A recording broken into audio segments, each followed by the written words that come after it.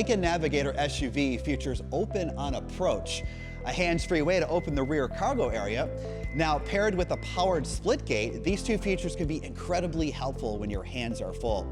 To set up open on approach, select the vehicle icon from the home screen, then settings, select vehicle and look for power split gate.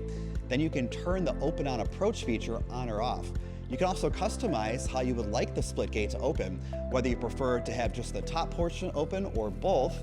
Once set up, the open on approach feature requires no other gestures like pushing buttons or kicking under the bumper in order to open. All you need to make it operate is to have the key fob in your possession.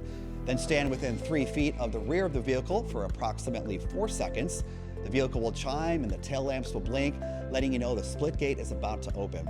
When your vehicle is parked in a garage and the garage door is closed, you can walk behind the vehicle without open on approach activating, as long as the key fob is in the inactivity zone, which is about 16 inches off the rear bumper.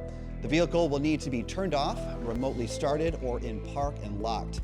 Easy, convenient, and useful when your hands are full. Thank you for watching and enjoy your Lincoln Navigator.